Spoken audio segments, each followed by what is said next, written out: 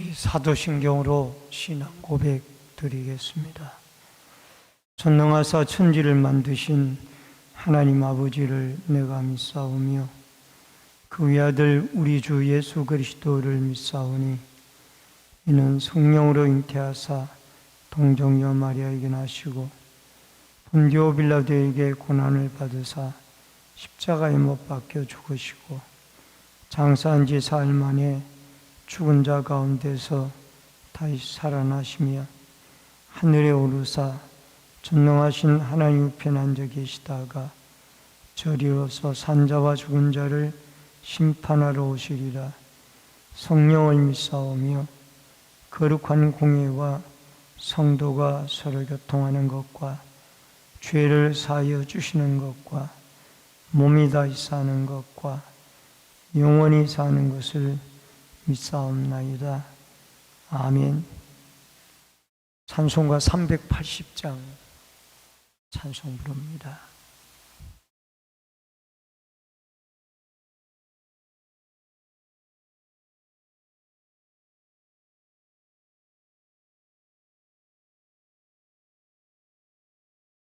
나의 생명 되신 주 주님 앞에 나아갑니다.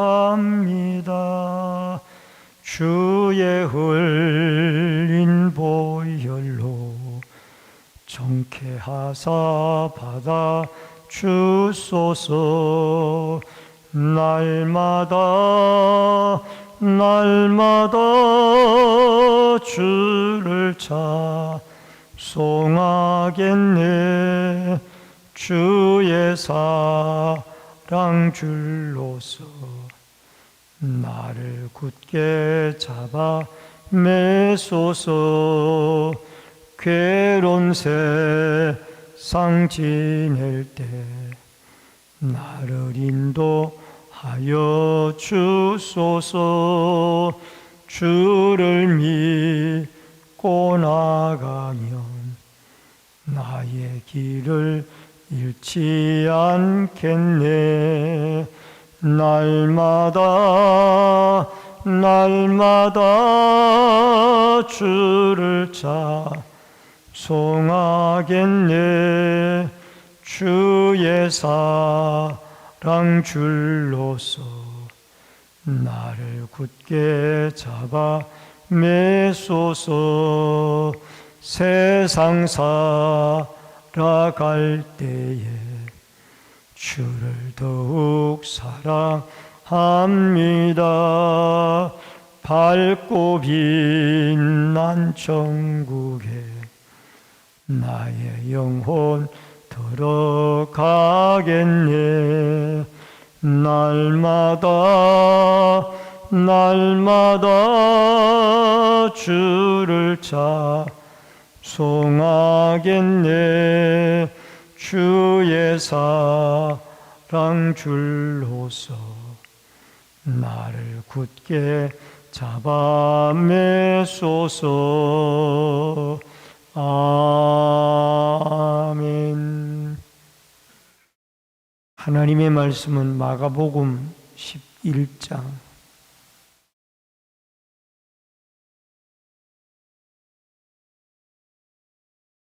마가복음 11장 12절로 26절의 말씀입니다.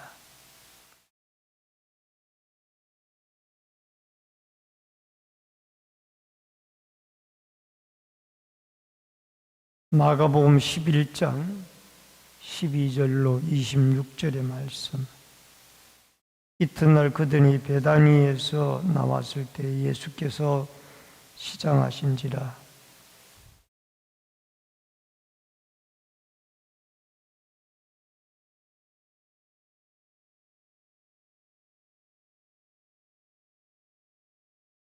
예수께서 나무에게 말씀하여 이르시되 이제부터 영원토록 사람이 내게서 열매를 따먹지 못하리라 하시니 제자들이 이를 듣더라.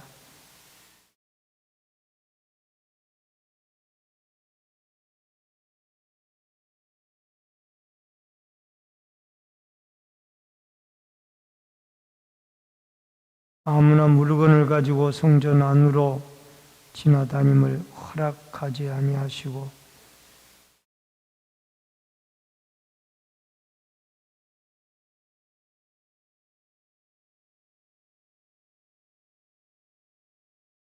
대제사장들과 서기관들이 듣고 예수를 어떻게 죽일까 하고 꾀하니 이는 무리가 그의 교훈을 놀랍게 여김으로 그를 두려워함일러라. 그들이 아침에 지나갈 때에 무화과나무가 뿌리채 마른 것을 보고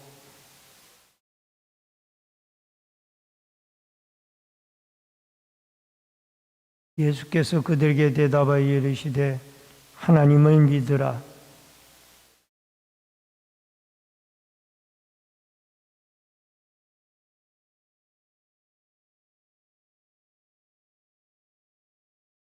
그러므로 내가 너에게 말하노니 무엇이든지 기도하고 구하는 것은 받은 줄로 믿으라. 그리하면 너희에게 그대로 되리라. 기도할 때에 아무에게나 혐의가 있거든 용서하라. 그리하여 하늘에 계신 너희 아버지께서도 너희 허물을 사하여 주시리라 하시니라. 아멘. 오늘은 마가복음 11장 12절 26절의 말씀을 중심으로 열매 맺는 신앙이라는 주제로 말씀을 통해서 은혜를 나눕니다. 예수님은 이제 베다니 마을에서 하룻밤을 유숙하신 이후에 아침 일찍이 예루살렘 성전을 향해서 다시 들어오시게 되어집니다. 오시는 길에서 이 무화과 나무의 사건이 있게 되어지고 그 다음에 성전을 청결하게 하는 성전 청결 작업이 사역이 이루어지며 더 나아가서 믿음과 기도에 대한 이런 문제를 말씀을 하시고 계십니다. 먼저 첫 번째로 열매 맺지 못하는 무화과 나무에 대한 말씀입니다. 12절로 14절의 말씀입니다. 예수님이 이 비유적인 말씀으로 이 무화과 나무에 대한 말씀을 하고 있는데 베다니에서 나왔을 때에 예수께서 시장하셔서 멀리 잎사귀가 무성한 무화과 나무를 보시고 이 무화과 나무는 이스라엘 백성들을 주로 상징하는 비유적으로 쓰여지고 있습니다. 여기에서도 잎사귀가 무성한 무화과 나무는 이 이스라엘 백성들을 비유로 하고 있습니다. 열매가 있는가 싶어서 가보았더니 아무 열매도 없었습니다. 대체적으로 이스라엘 사회에서 이 무화과 나무는 5월 내지 6월에 열매를 맺는데 예수님이 이 베다니에서 예루살렘으로 들어갈 무렵의 시기는 약 4월로 추정이 되어집니다. 때가 아니기 때문에 열매가 안 맺혀질 수도 있지만은 잎이 무성한 것을 보았을 때에는 열매가 당연히 맺혀져 있어야 한다라는 겁니다. 그래서 결국 열매를 따먹지 못하고 그 무화과 나무에 대하여 예수님은 결국 저주를 하게 되어지는 것을 보게 되어집니다. 14절에 이제부터 영원토록 사람이 내게서 열매를 따먹지 못하리라 하시니 제자들이 이를 듣더라. 여러분, 오늘 여기에서 예수님이 우리에게 교훈하는 것은 이 무화과 나무처럼 겉은 아름다운데 속이 비어있는 속빈 강정과 같고, 또 빛 좋은 게살구와 같으며, 또 빈수레가 요란하다. 소문난 잔치에 먹을 것이 없다. 이런 등등의 신앙으로 비유가 되어질 수가 있습니다. 이스라엘 백성들이 겉모양으로 보기에는 믿음 생활을 잘하는 것 같은데, 속으로는 열매가 없는 껍데기의 신앙을 가지고 있다라는 것을 예수님은 무화과 나무의 비유를 통하여 말씀을 하고 있습니다.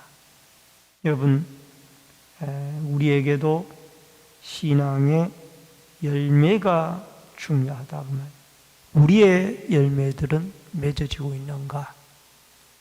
요한복음 15장에 보면은 포도나무의 비유에서 예수님과 관계가 떨어져 있으면은 아무 열매도 맺을 수 없다고 그랬습니다.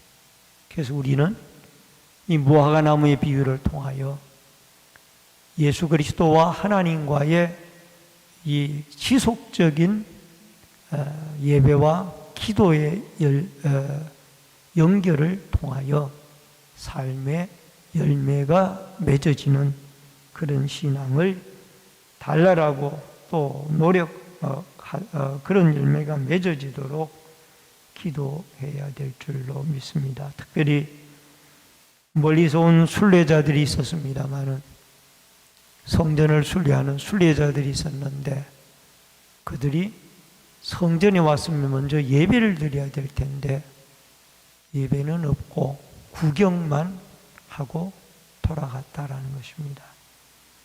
여러분과 저도 성전에 나오면 기도해야 되고, 성전에 나오면 예배 드려야 되며, 성전에 나오면은 하나님을 만나는 이것이 열매 맺는 신앙이 아닌가 생각을 해보면서 오늘도 열매 맺는 아름다운 신앙이 우리에게 삶 속에 나타날 수 있기를 바랍니다.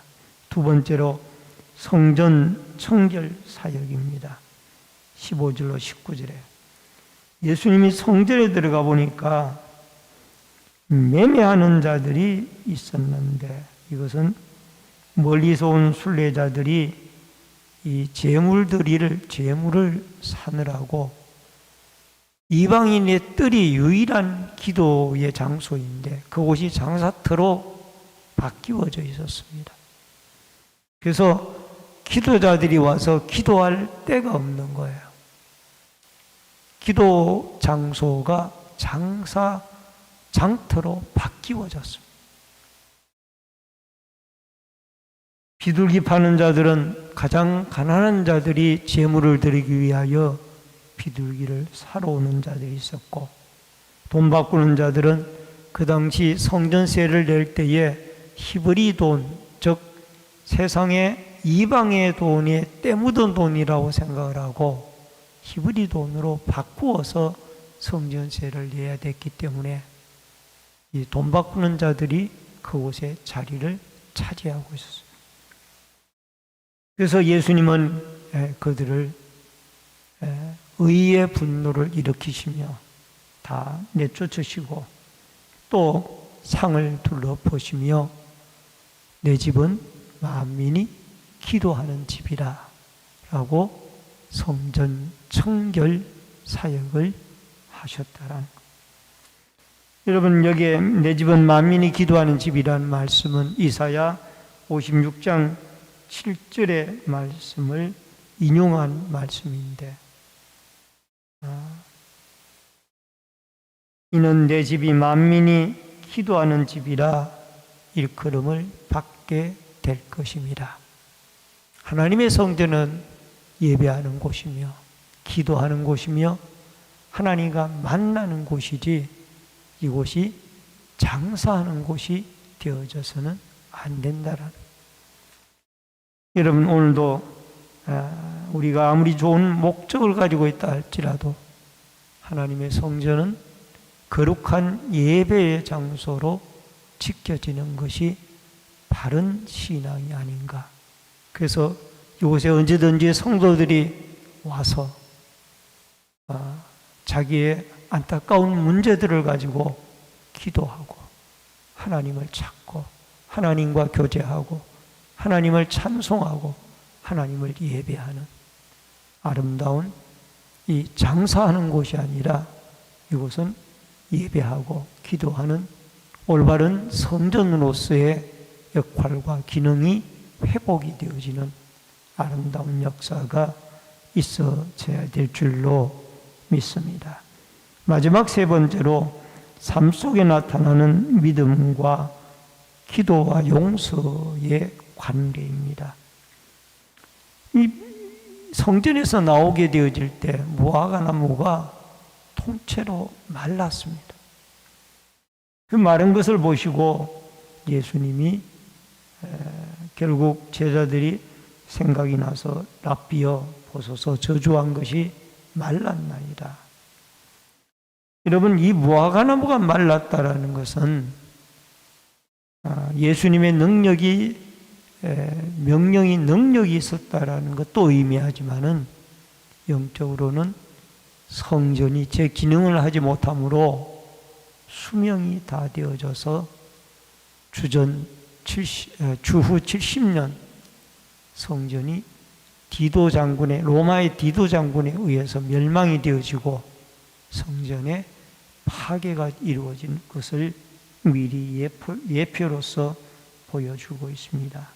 그리고 예수님이 하신 말씀이 22절에 하나님을 믿으라. 중요한 말씀을 하고 있습니다.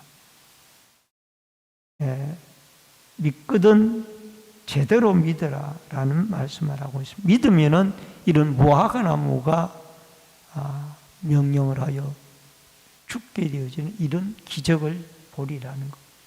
그리고 23절에 가서는 누구든지 이 산 들어 들려 바다에 던지라 하며 그 말하는 것이 이루어질 줄 믿고 마음에 의심하지 아니하면 그대로 되리라.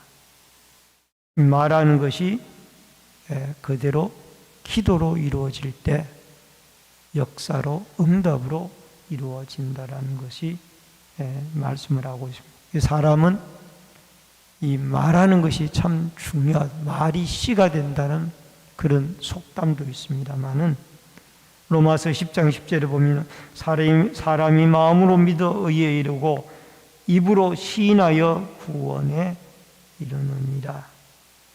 10장 13절에 누구든지 주의 이름을 부르는 자는 구원을 얻으리라.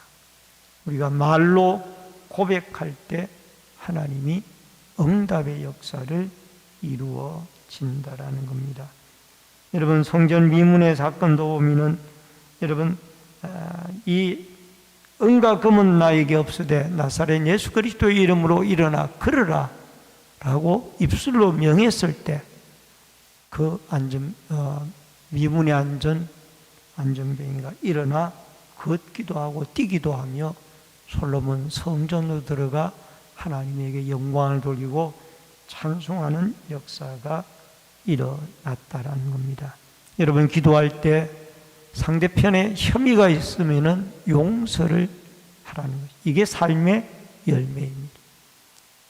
기도하면은 성령이 우리 마음을 주관하게 되어지고 또 상대편을 용서하는 아름다운 일들이 있게 되어집니다.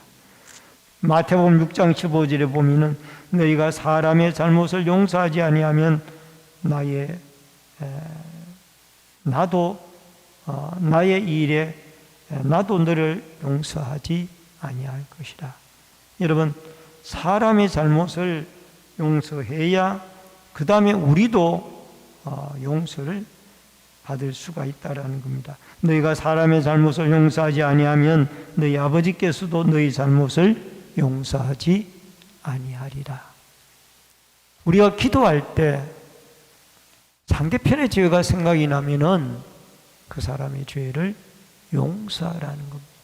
그리할 때 하나님이 응답의 역사를 이루어 준다라는 이 사실을 여러분과 제가 기억을 하고, 말의 기도, 또 믿음의 기도, 용서의 기도가 응답의 비결이라는 것을 여러분과 제가 기억하고, 우리도 오늘 용서의 기도가 삶의 열매이고, 성전 회복을 통하여 이 성전에서 하나님과 만나 아름다운 영적인 열매, 육적인 열매가 풍성하게 맺히워지는 아름다운 축복과 은혜가 함께할 수 있기를 주의 이름으로 축원합니다. 기도하겠습니다. 고마우신 아버지 하나님, 은혜를 감사를 드립니다. 내 집은 만민이 기도하는 집이라 말씀하셨사오니 하나님의 성전이 예배하고 기도하고 찬송하고 하나님을 경배하는 원래의 기능을 회복할 수 있는 은혜가 있어지며, 또 우리 몸이 성전이라고 했사오니 우리의 몸도 하나님 앞에 늘 성령으로 예수의 피로 성결한 생활을 이루어갈 수 있도록 역사하여 주옵소서. 말로 선포를 하고 상대방의 죄를 용서하며 더 나아가 믿음으로 기도하면은 하나님이 분명히 응답해 주실 줄로 믿고, 이 성전에서 하나님께 용서하고 선포하고 기도하여 응답받고 주께 영광 돌리는 축복의 아름다운 은혜와 기적들이 일어나게 하여 주옵소서. 이 새벽에도 기도하고 간구할 때 성령의 충만한 은혜와 기름 부으심이 함께하여 주옵소서. 예수님의 이름으로 기도하옵나이다. 아멘. 하늘에 계신 우리 아버지여, 이름이 거룩히 여김을 받으시오며 나라 임하옵시며 뜻이 하늘에서 이루어진 것 같이 땅에서도 이루어지이다. 오늘날 우리에게 일용할 양식을 주옵시고 우리가 우리에게 죄 지은 자를 사하여 준 것 같이 우리 죄를 사하여 주옵시고 우리를 시험에 들게 하지 마옵시며 다만 악에서 구하옵소서. 대개 나라와 권세와 영광이 아버지께 영원히 있사옵나이다. 아멘.